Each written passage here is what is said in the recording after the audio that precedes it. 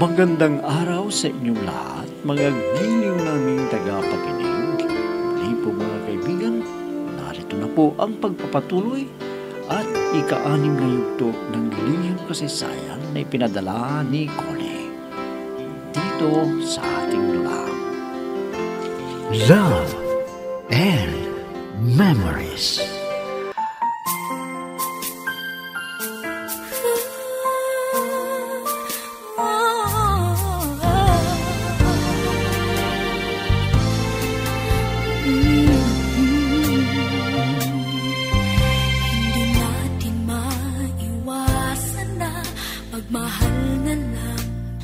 Na-ospital si Mami dahil sa pagka-atake siya at di pa nagising at alam ko na paralisado na siya. Kaya hindi natuloy ang pagtatapat ko sana kay Mami ng aming relasyong dalawa ni Melchor. Isinugod namin si Mami sa ospital hanggang sa minsan ay umuwi kami sa bahay at nag-inuman kaming dalawa ni Ara at si Melchor din.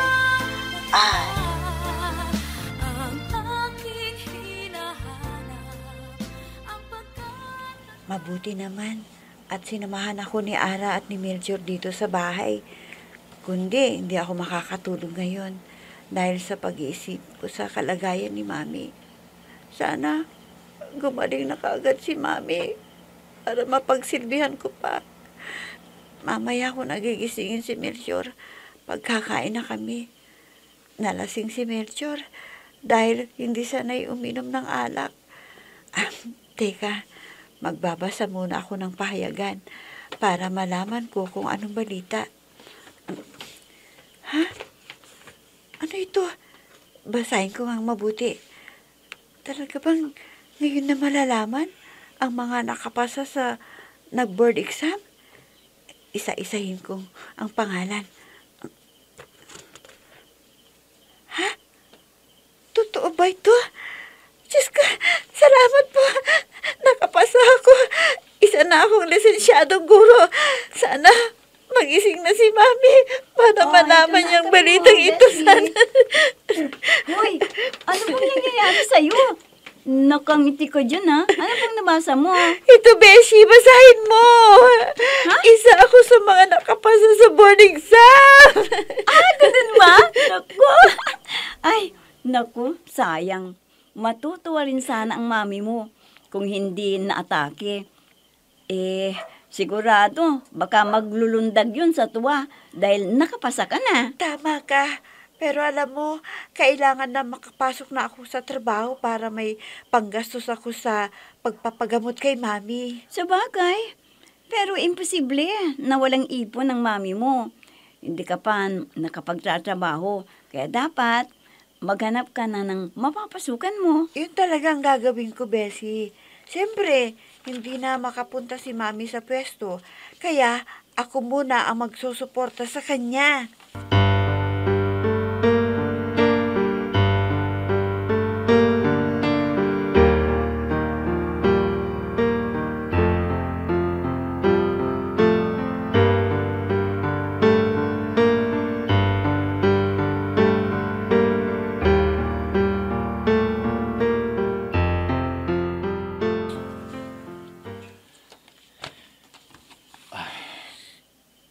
Connie, bakit tawa kayo ng tawa ni Ara kanina?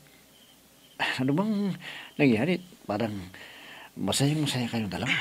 Kuwan kasi, Melchor, lumabas na ang resulta kung sino ang mga nakapasa sa board exam. At alam mo ba, isa ako dun. Kung gano'n binabati kita, Connie. Ngayon isa ka ng ganap ng guro. Lisensyado ka na. Oo, natupad na rin ang isa kong pangarap. At sana, huwag kang magtatampo ha, kung may gusto akong isunod na matupad. Ano yan, Connie? Pwede ko bang malaman para magkapaganda naman ako? At hindi na ako mamila. Kung sakaling gawin mo yung sinasabi mo. Dapat ipaalam ko sa'yo para wala kang masabi sa akin. Alam mo, gusto kong mag-apply sa mga eskwelahan para magkaroon ng karanasan sa pagtuturo. Tapos mga 2 taon Saka ako pupunta sa abroad para makaipon agad para sa ating dalawa. Ha? Nako, medyo matagal pa pala yung paghihintay ko para makapagpakasal tayo. Kunting tiis lang para hindi tayo mahirapan sa ating buhay kung mag-asawa na tayo at magkaroon ng anak. Ikaw ang bahala para makakapag-ipon din ako at masuportan ko pang aking mga magulang at pagsisilban sila sa natitinilang buhay dito sa mundo.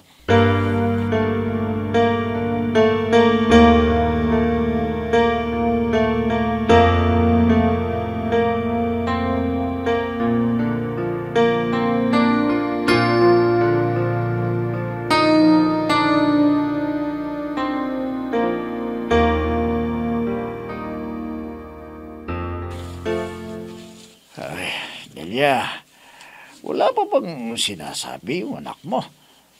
Baka wala pa siyang ipon para makapagpakasal na silang dalawa ng nobya niya.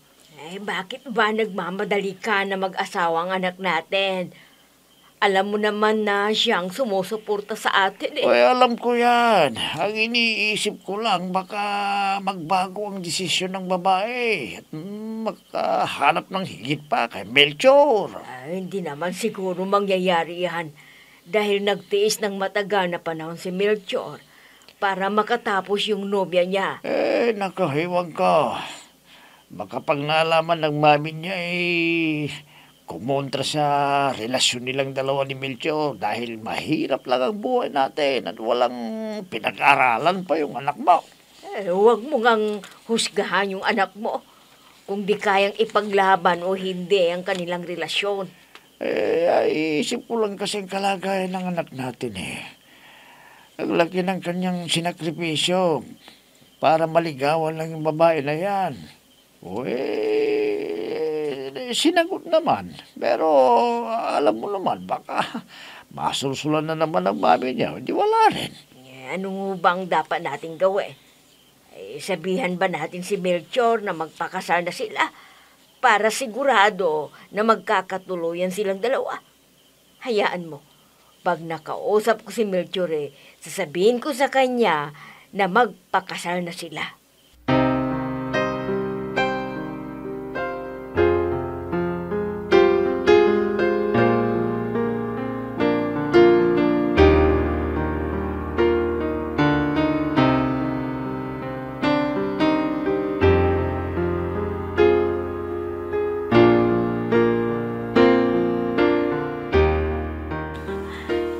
Kumusta ng kalagayan ng mami mo, Bessie? May pag-asa ba na sa lalong madaling panahon ay gumaling na? Wala pang sinabi ang doktor Parang nakikita ko na walang pagbabago ang kalagayan ni Mami. Baka tuluyan ng manghina ang kanyang katawan dahil sa ibang sakit pa na hindi sinabi sa akin noon. Oo nga, Bessie. Hindi ka niya binigyan ng problema habang nag-aaral ka. Pero nagtiis naman siya ng sobrang sakit at lumala tuloy ang kanyang kalagayan. Sana sinabi sa akin para nagapan kaagad yung sakit niya at gumaling. Nako, Bessie, wala ka nang magagawa. Nandyan na yan. Siguro, ang inisip niya ay magkakaproblema ka, kaya hindi ka niya inistorbo sa pag-aaral mo at sa pag-examine mo sa board. Hindi baling siya na ang magtiis. Kaysa malaman ko at magugulo lang ang isip ko para sa mami ko. Talagang inisip niya ang aking kapakanan. Pero ang kalagayan niya, binaliwala niya. Siyempre, isa siyang ina na nagmamahal sa kanyang anak. Lahat na lang ay bibigay sa pangangailangan mo. Ikaw lang ang importante sa kanya. Tama ka dyan. Hindi na siya nagtira para sa kanyang sarili. Lahat ibinigay sa akin. Kawawa si Mami. Sana managpasan niyang pagsubok na yan sa buhay niya. Alam ko na sobrang pagmamahal ni Mami sa akin. Kaya nagawa niyang magtiis sa hirap ng katawan na nadarama niya.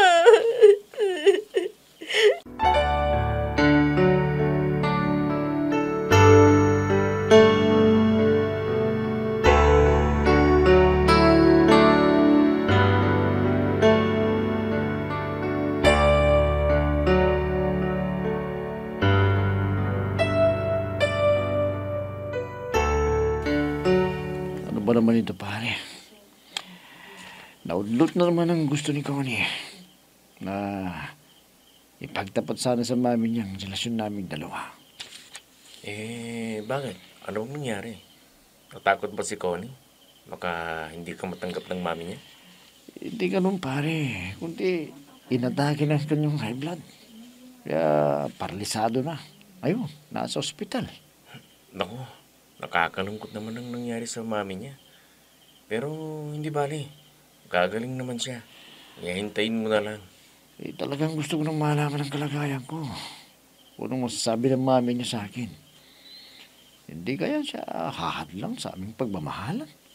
Alam mo pare, lahat ng utos ng mami ni Connie ay sinunod niya.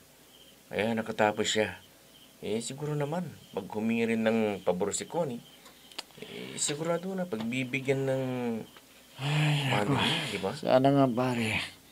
Dahil alam mo naman kung gaano ako nagtiis at hinintay makatapos si Connie.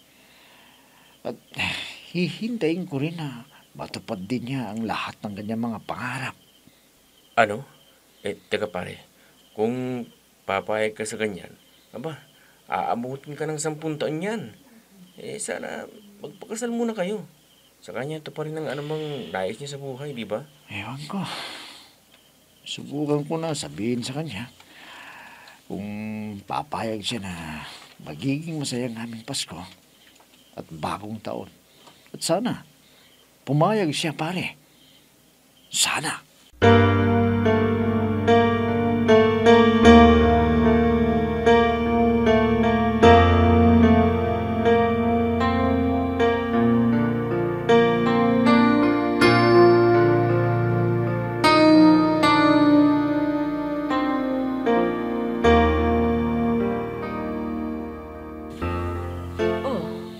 Melchor, anak, sumahod ka na ba? Kaya umuwi ka dito. O, di ba, di off mo ngayon? Oo, inay. Kaya umuwi ako para makita ko kayo ni Itay. Makumusta naman kung anong kalagayan ninyo. Mabuti naman, anak. Kaya walang problema sa amin. Ikaw nga ang dapat namin kumustahin eh. Hindi pa ba kayo lalagay sa tahimik ng nobya mo? Ang ibig kong sabihin kailan kayo magpapakasal? Kung po, inay, wala pa po kaming plano ni Connie.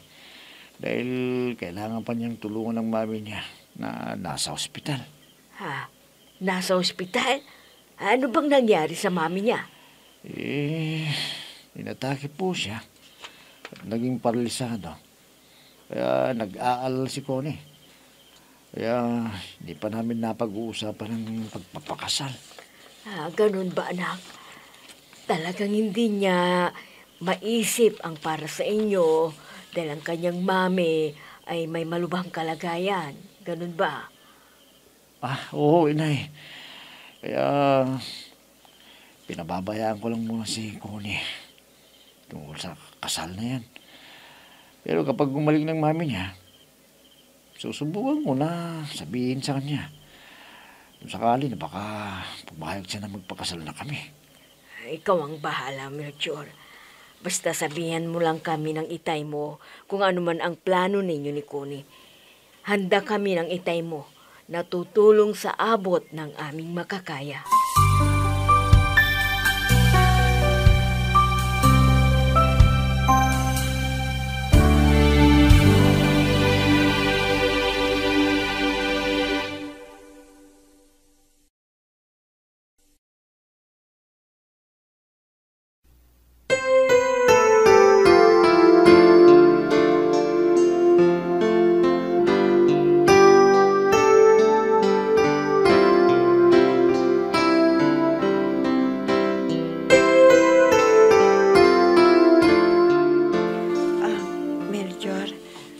Papakiusap sana ako sa iyo eh. Sana pagbigyan mo ang aking hiling na ito. Oo naman, Connie. Ano mo yung hilingin mo? Handa ako para sa'yo. Ang gusto ko sana, habang nasa ospital si Mami, dumito ka muna. Dito ka muna matulog. ipaalam mo sa magulang mo para hindi sila mag-alala sa'yo. Alam nila na tumutulong ako sa'yo. Kaya sige, dito ako matutulog para may kasama ka. At masabi mo sa akin ang ano man yung problema mo. Huwag ka ring magagalit ha kung kasama natin si Ara na matulog dito. Huwag mo isipin na wala akong tiwala sa'yo. Pero alam mo naman, iiwasan muna natin ang chismis. Makaisipin ng ibang tao na nagsasama na tayo. Okay lang ba sa'yo ang sinabi ko, ha? Oo naman. Nauunawa naman kita. Siyempre, isa kang nirerespeto ang tao. Isa kang guro. Ayaw mo madugin sa nagkarangalan ng iyong pamilya. Tama ka dyan. Alam mo na kahit konting diferensya na makita ng tao, pinalalaki nila at gagawan ka ng ikasisira ng isang tao. Oo nga eh. Mas lalo na ikaw, isang dalaga, na malinis ang karangalan ng pamilya ninyo. Kaya handa ako na maglingkod sa iyo, Connie. At huwag kang panghinaan loob. Dahil nandito kami ni Ara na nagpapalakas sa iyong kalooban.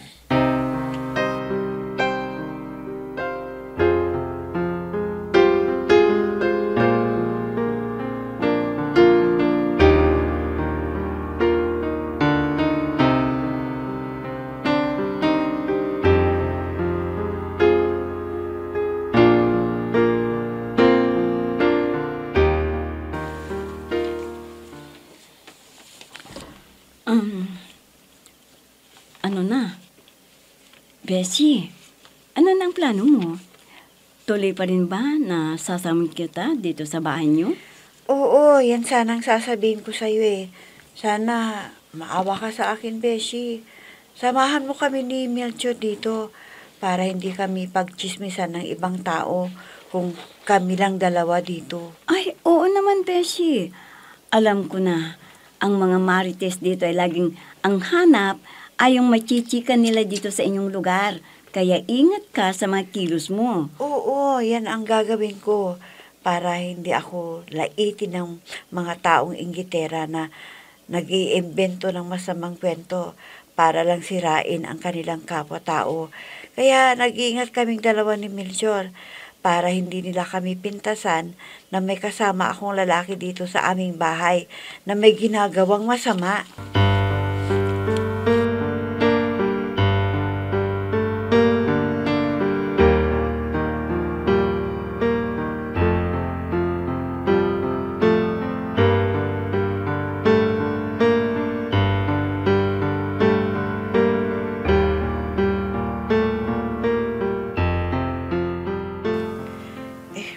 Melchor, alam mo, kanina pa ako kinakabahan. Hindi ko maintindihan ang sarili ko. Ano kaya to? Huwag kang maglala. Hindi kita pababayaan. Kung ano mo yung sasabihin ng doktor sa'yo. Nandito lang ako. Handa akong dumamay para sa'yo. Salamat sa'yo ha. Kung wala ka dito sa tabi ko, hindi ko na alam kung anong gagawin ko. Hindi ako makapag-isip ng tama. Huwag mong problemahin ang mami mo. Nandito sa ospital. Ginagamot ng doktor. Kaya antayin natin kung anong kalagayan ng mami mo.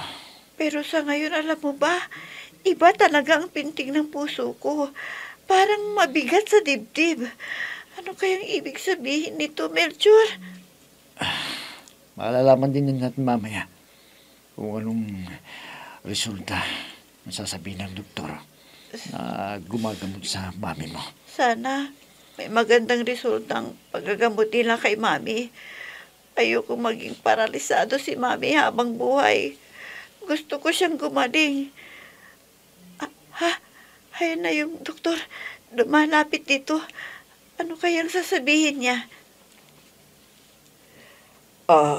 Miss Connie, alam mo, Hindi namin inaasahan ito. Kaya ikinalulungkot ko na sabihin sa iyo. Ginawa namin lahat ang paraan para maisalba ang kanyang buhay. Pero wala na ang mami mo. Ha? Hindi! Hindi!